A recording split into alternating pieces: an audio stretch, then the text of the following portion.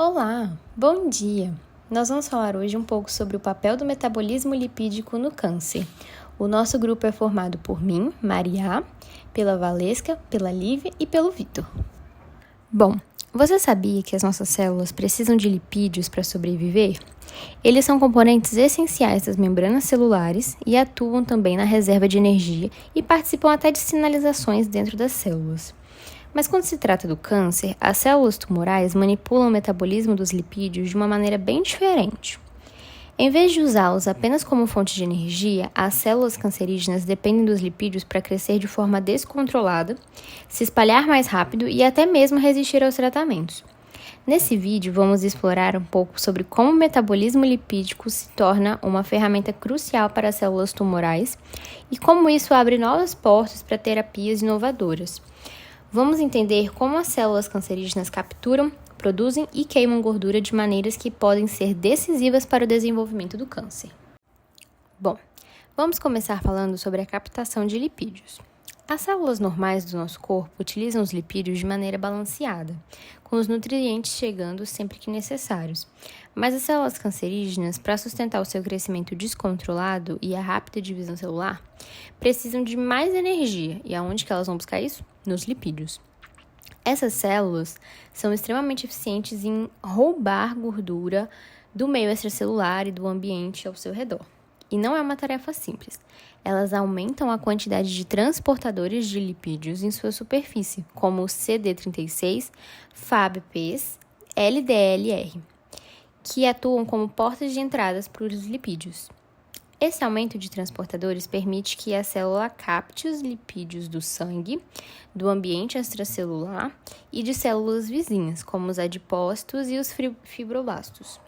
Esses lipídios roubados fornecem as matérias-primas essenciais para manter o metabolismo celular, acelerar a proliferação e permitir que as células tumorais sobrevivam ao estresse ou à falta de oxigênio, um fenômeno muito comum nos tumores. E para entender melhor como funciona essa relação entre as células cancerígenas e os lipídios, e como ela usa os lipídios para crescer de forma desordenada, a gente precisa entender como funciona a lipogênese. A lipogênese é um processo onde os ácidos graxos e o colesterol é sintetizado nas células a partir de precursores como acetil-CoA, e isso acontece através de uma série de reações enzimáticas. Alguns precursores como a glicose, glutamina, acetato, vão ser convertidos em acetil-CoA por algumas enzimas, como a acetil-CoA sintase, pela ATP citrato liase e algumas outras. A síntese do ácido graxo para a formação da lipogênese completa acontece depois da formação da acetil-CoA. A lipogênese ela vai acontecer devido à atividade da acetil-CoA carboxilase e também da FAT sintase. A acetil-CoA carboxilase ela converte a acetil-CoA em malonil-CoA, que é um substrato essencial para a síntese dos ácidos graxos, e a FAT ácido sintase é responsável por catalisar a formação de ácido graxo da cadeia longa a partir do acetil-CoA e malonil-CoA. Esse processo ele é um processo que vai requerer muitas reações de extensão. Quando os ácidos graxos são sintetizados, eles ainda vão passar por algumas modificações adicionais pela esteroi-CoA desnaturase e algumas outras enzimas para formar ácidos graxos insaturados, que são importantes para a estrutura das membranas celulares e para a produção de segundos mensageiros lipídicos. Mas como que isso ajuda no crescimento do tumor? Os lipídios, eles, além de serem uma fonte de energia, também fornecem componentes necessários para a construção de novas membranas durante a replicação celular. Isso faz com que haja um maior crescimento tumoral, além da sinalização, que moléculas de sinalização ativam vias que podem promover uma maior sobrevivência e faz com que as células tenham uma maior resistência, contribuindo para a invasão e metástase, além da adaptação microambiental tutorial, onde a capacidade dos lipídios permite que as células cancerosas se adaptem a diversos tipos de condições, como por exemplo a falta de alguns nutrientes e o estresse oxidativo, que é outro fator que vai reforçar a sua sobrevivência e também a sua agressividade. Então tá, mas aí a gente precisa responder algumas perguntas. Por exemplo, como o câncer usa gordura como combustível? Qual que é o papel dessas enzimas que foram citadas no artigo na beta-oxidação e como ocorre a regulação transcricional desse processo? Então, a beta-oxidação é um processo fundamental para a degradação dos ácidos graxos e geração de energia. Ela vai ocorrer principalmente na mitocôndria e pode ocorrer também dentro dos peroxissomos, quando os ácidos graxos são muito longos. E vai envolver uma série de reações enzimáticas que vai converter esses ácidos graxos, que estavam antes em forma de triglicerídeos, no nosso corpo, que é a principal forma de armazenamento dos ácidos graxos. E o triglicerídeo, o que é? É um grupo ácido carboxílico de cadeia longa ligado a um álcool glicerol, que foi separado pela lipólise, e a gente quer converter esse ácido graxo em um acetil-CoA, NADH e FADH2, que, relembrando dos conteúdos passados de glicólise, são utilizados tanto no ciclo de Krebs quanto na cadeia transportadora de elétrons. Cada ciclo da beta-oxidação reduz a cadeia de ácido graxo em 2 carbonos, que são convertidos depois em acetil-CoA, e esse acetil-CoA que vai entrar dentro do ciclo do ácido cítrico. Inclusive, a lipólise que aconteceu anteriormente era justamente para separar o glicerol das cadeias de ácidos graxos. Então, vamos para a primeira parte da beta-oxidação, que é a ativação do ácido graxo. Então, esse triglicerídeo aqui, através da lipólise, foi separado do glicerol das cadeias de ácidos graxos, e agora ele está em forma de ácido graxo livre.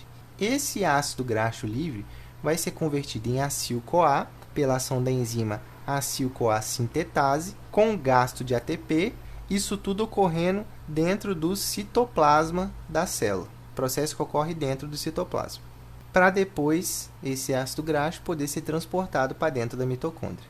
O segundo passo, então, é o transporte desse ácido graxo para o interior da mitocôndria via carnitina. Para o ácido graxo entrar na mitocôndria, ele vai precisar de ajuda de uma molécula chamada carnitina. Essa carnitina, o que acontece? A coenzima A ela não consegue passar pela membrana. Dessa forma, ela se separa do ácido graxo e se liga à carnitina, formando uma molécula chamada acilcarnitina. Esse processo é catalisado por uma enzima chamada de carnitina aciltransferase 1, também conhecida como CPT1, que está localizada na membrana externa da mitocôndria, ou seja, essa daqui é a membrana externa e essa daqui é a membrana interna, com espaço intermembranar, a matriz mitocondrial e o citosol. Uma vez formada, então, a acilcarnitina passa e é transportada para a matriz mitocondrial através da translocase de carnitina, uma proteína de membrana que vai facilitar essa passagem. E quando ela chega no interior da mitocôndria, a enzima carnitina aciltransferase 2 vai remover a carnitina e regenerar o acil-CoA dentro da mitocôndria. Vamos entender agora, então, o ciclo da beta-oxidação. Igual eu disse anteriormente, a cada ciclo, o ácido graxo ele perde 2 carbonos na forma de acetil-CoA. Então, a molécula de 14 carbonos vai perdendo de 2 em 2, até chegar a uma molécula de 4, que é partida ao meio e forma 2 moléculas de 2 carbonos, 2 acetis-CoA. Então, no ciclo, a gente tem a primeira etapa, que é chamada de oxidação. Nessa etapa, a acil-CoA desidrogenase vai remover os elétrons da molécula e vai gerar para nós o FADH2. Depois, a enóio-CoA hidratase vai adicionar uma molécula de água à dupla ligação. Na segunda etapa da oxidação, a beta-hidroxiacil-CoA desidrogenase converte o intermediário em um cetoácido produzindo NADH. E por último, nós temos a clivagem, onde a acil-CoA acetiltransferase vai quebrar a molécula liberando acetil-CoA e um ácido graxo encurtando em 2 carbonos. Então, como produtos aqui, a gente vê que a gente gerou FADH2, NADH e acetil-CoA. Qual vai ser o destino desses produtos? O acetil-CoA entra no ciclo do ácido cítrico, ou ciclo de Krebs, para produzir ATP. Enquanto isso, o NADH e o FADH2 vão ser utilizados lá na cadeia transportadora de elétrons. Mas como ocorre a regulação da beta-oxidação? A beta-oxidação ela é regulada por vários mecanismos, que incluem a disponibilidade do substrato, ou seja, a quantidade de ácido graxo disponível para ela utilizar, onde níveis elevados de ácidos graxos livres vão estimular o processo. Pode ocorrer pela CPT1, que é a carnitina aciltransferase 1, que é regulada pela malonil-CoA, um intermediário da lipogênese. Quando a síntese de lipídio está ativa, a malonil-CoA inibe a beta-oxidação. E vai depender também dos níveis de ATP.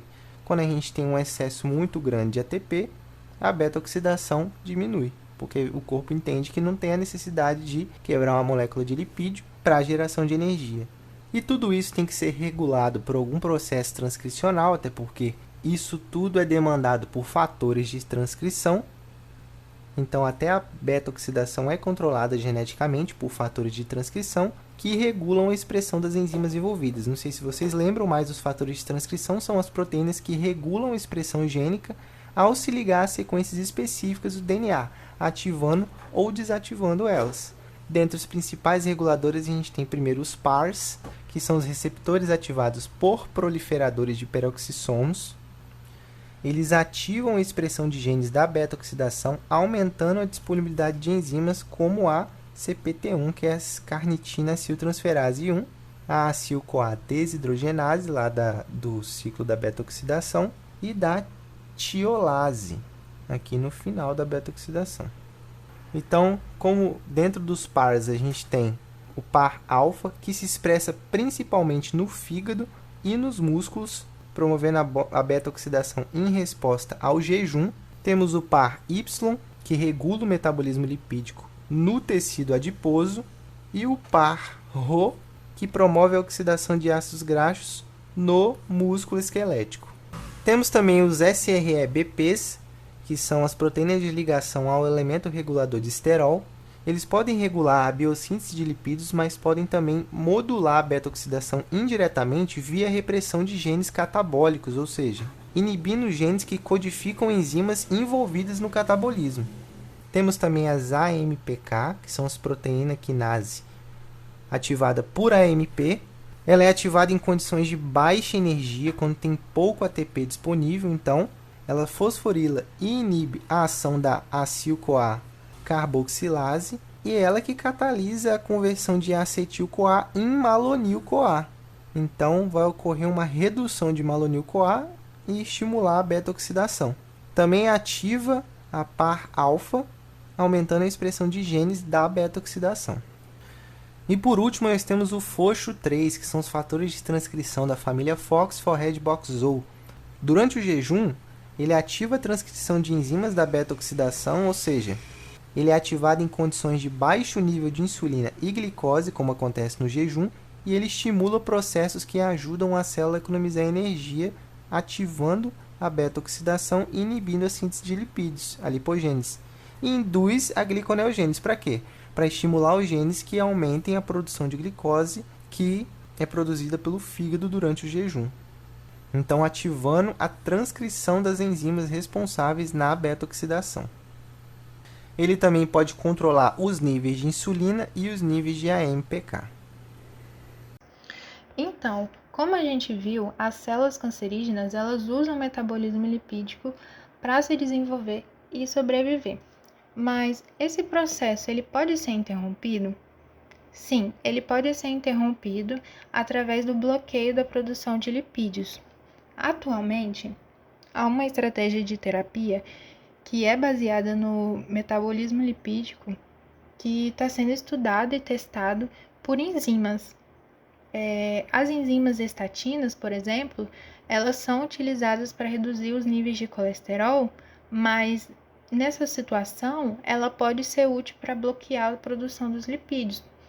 Os inibidores de FAS é uma enzima que sintetiza os ácidos graxos e também pode impedir a produção dos lipídios. E a etomoxi. A etomoxi ela é uma enzima que está envolvida na beta-oxidação e ela bloqueia a utilização da gordura como fonte de energia. Então, ela acaba impedindo que as células cancerígenas gerem ATP a partir dos lipídios, prejudicando o seu metabolismo energético. Essas estratégias elas ainda estão sendo avaliadas, por testes clínicos, então ainda não há uma padronização, por exemplo, na quantidade de doses que devem ser utilizadas e também na diminuição dos efeitos colaterais, que ainda são muitos. Há uma proposta no meio científico que relaciona a personalização dos tratamentos, usando os inibidores específicos. Os inibidores específicos podem bloquear diferentes aspectos do metabolismo lipídico das células tumorais, de modo que cause uma redução da resistência ao tratamento e melhore os resultados clínicos.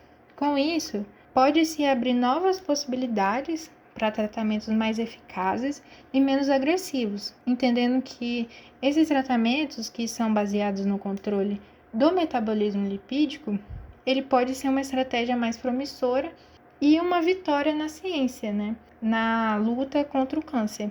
E é isso, galera. Se você gostou do vídeo, curta, compartilha e deixe sua dúvida no comentário. Até a próxima!